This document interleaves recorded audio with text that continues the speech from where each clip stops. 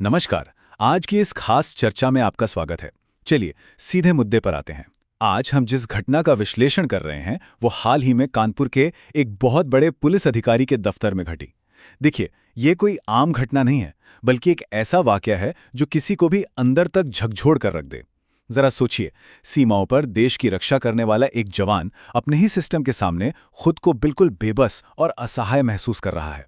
तो आखिर ऐसा क्या हुआ कि एक अस्पताल की जांच का ये पूरा मामला इतना ज्यादा गंभीर हो गया? आइए गहराई से समझते हैं। जरा उस बेहद भारी और सुन कर देने वाले पल की कल्पना कीजिए। आईटीबीपी के जवान विकास सिंह कानपुर के पुलिस कमिश्नर रघुवीर लाल के दफ्तर पहुंचते हैं। उनके हाथ में एक थर्माकोल का बॉक्स है। वो फपक फपक कर रो रहे हैं।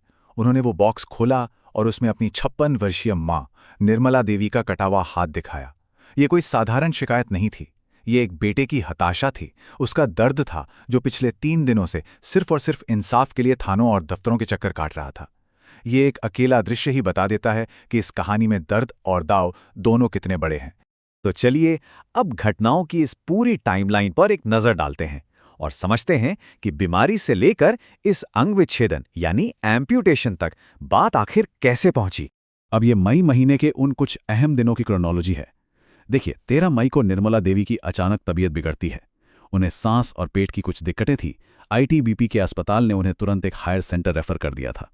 लेकिन यहीं पर किस्मत ने एक बहुत बुरा मोड़ लिया। एम्बुलेंस रास्ते में थी और एक भीषण ट्रैफिक जैम लग गया। मां की हालत लगातार बिगड़ रही थी, तो मजबूरन विकास को उन्हें पास के ही कृष्णा अस्पताल में भर्ती कराना पड़ा। अगले दिन 14 मई को जब हालत और ज्यादा खराब हुई तो उन्हें दूसरे अस्पताल यानी पारस अस्पताल शिफ्ट किया गया। और फिर आता है 17 मई का वो दुर्भाग्यपूर्ण दिन जब डॉक्टरों को इन्फेक्शन पूरे शरीर में फैलने से रोकने के लिए उनकी मां का हाथ काटना पड़ा। मतलब एक ट्रैफिक जैम ने किस तरह से पूरे इलाज की दिशा ही बदल कर रख दी, ये समझना यहां बहुत जरूरी है।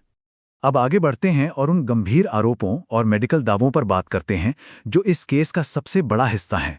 अब यहां हम बिल्कुल निष्पक्ष रूप से परिवार के उन खास आरोपों को देखेंगे। हुआ ये कि जब मरीज को कृष्णा अस्पताल लाया गया तो उन्हें ऑक्सीजन सपोर्ट पे रखा गया और हाथ में एक कैन्युला लगाया गया, जिसे हम आम भाषा में वीगो भी कहते हैं।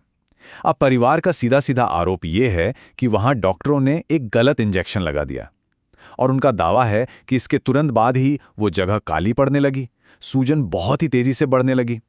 बाद में जब उन्हें दूसरे अस्पताल ले जाया गया तो डॉक्टरों ने अपनी तरफ से पूरी कोशिश की, लेकिन इन्फेक्शन इस कदर बढ़ चुका था कि जान बचाने के लिए हाथ काटना ही इकलौता रास्ता बचा था। अब देखिए, यहां यह स्पष्ट करना बहुत जरूरी है कि यह परिवार के आरोप है और फिलहाल इन दावों की बहुत ही सघन जांच चल रही है।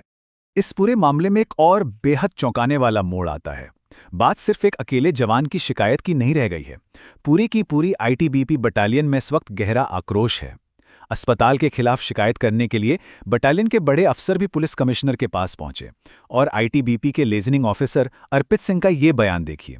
उनका दावा है कि इसी कृष्णा अस्पताल में कथित लापरवाही के चलते पहले भी उनके एक इंस्पेक्टर और एक महिला कांस्टेबल की जान जा चुकी है। अब ये बयान इस पूरे मामले को एक व्यक्तिगत त्रासदी से निकालकर एक बहुत बड़े संस्थागत और गंभीर मुद्दे में बदल देता है।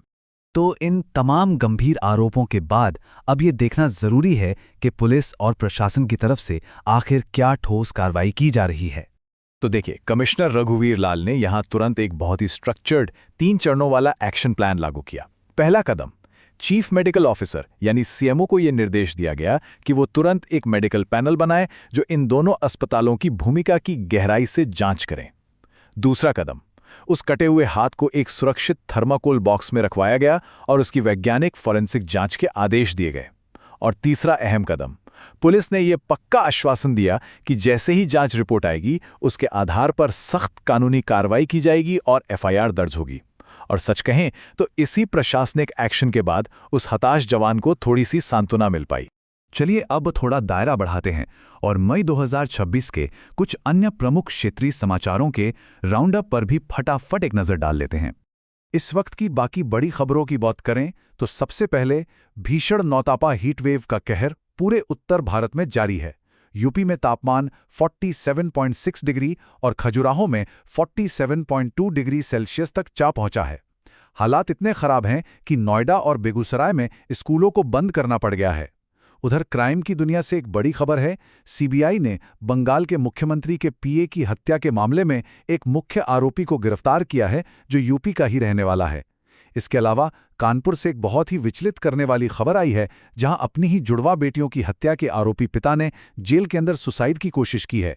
और आखिर में महाराजगंज और देवरिया जैसे इलाकों में पेट्रोल की इतनी भारी किल्लत हो गई है कि लोग पेट्रोल पंपों पर ही मच्छरदानी लगाकर रातें गुजारने को मजबूर हैं। आज की इस चर्चा को हम एक बहुत ही गहरे और विचारोत्तेजक सवाल के साथ खत्म करेंगे।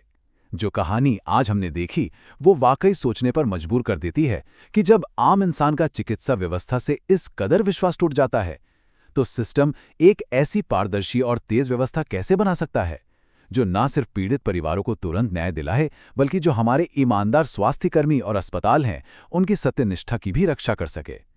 ये एक ऐसा सवाल है जो हम सबको लंबे समय तक सोचने पर मजबूर करेगा। आज के विश्लेषण में बस इतना ही।